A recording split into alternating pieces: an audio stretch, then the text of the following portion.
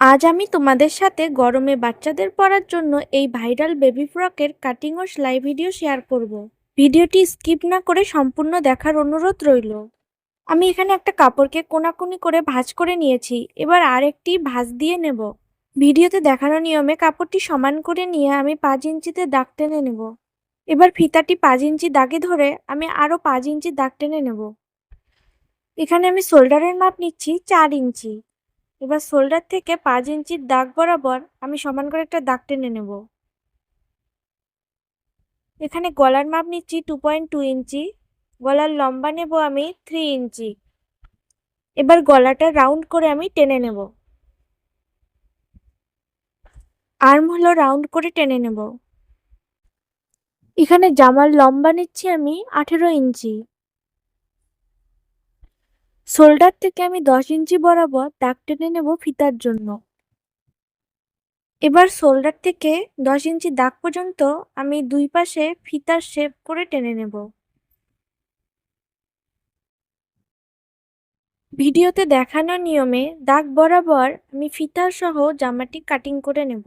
খুব কম সময়ে আর অল্প কাপড়ে কোনো রকম ঝামেলা ছাড়া আপনার ছোট্ট সোনামণির জন্য এই জামাটি আপনারা তৈরি করে নিতে পারবেন। আমি এখানে জামাটি 3 থেকে 4 বছর বাচ্চার জন্য তৈরি করছি। আপনারা কত বছর বেবির জন্য জামাটি তৈরি করতে চান অবশ্যই কমেন্টে জানাবেন।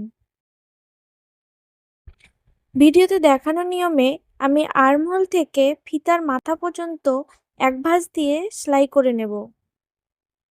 এবার আরেক ভাঁজ দিয়ে আর্মহোল থেকে ফিতার মাথা পর্যন্ত আরেকটি সেলাই করে নেব। সেম একই প্রসেসে আমি পুরো জামার আর্মহোল, ফিতা, গলা সম্পূর্ণ সেলাই করে নেব। প্রথমে এক ভাঁজ দিয়ে সেলাই করব, তারপর আরেকটি ভাঁজ দিয়ে সেলাই করে নেব। এইভাবে খুব সহজ কাটিং আর সেলাইয়ে আপনারা পুরো জামাটি তৈরি করে নিতে পারবেন। আমার বডির উপরের অংশের সেলাই কমপ্লিট। এখানে আমি বডির নিচের অংশের কুচির জন্য 34 ইঞ্চি লম্বা, 6 ইঞ্চি চওড়া 3টা কাপড়ের টুকরো নিয়েছি। কাপড়ের টুকরো 3টির দুদিকে মুড়িয়ে সেলাই করে নেব। এখানে আমি 3টা কাপড়ের টুকরো জয়েন দিয়ে দুদিকে মুড়িয়ে সেলাই করে নিয়েছি। এবার যে কোনো একদিকে একটা কাঠির সাহায্যে ছোট ছোট করে কুচি দিয়ে আমি সেলাই করে নেব।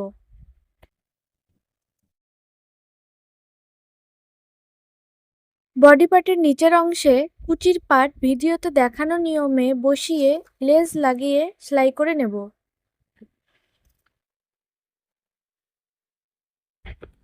আমি এখানে 4টা লটকন বানানোর জন্য 4 ইঞ্চি 4 ইঞ্চি মাপের 4টা কাপড়ের টুকরো নিয়েছি। এবার ভিডিওতে দেখানো নিয়মে কাপড়টি এক ভাঁজ করে তারপর দুই দিকে ভাঁজ করে জামার ফিতা বসিয়ে কাপড়টি মুড়িয়ে সেলাই করে নেব। সেলাই করা হয়ে গেলে এবার উল্টে নেব। এইভাবে আমি 4টা লটকনি বানিয়ে নেব। এবার জামার এক সাইড ভিডিওতে দেখানো নিয়মে জয়েন করে নেব। ভিডিওটি কেমন হয়েছে অবশ্যই কমেন্টে জানিও। ভিডিওটি ভালো লাগলে অবশ্যই সকলকে বেশি বেশি করে শেয়ার করে দিও।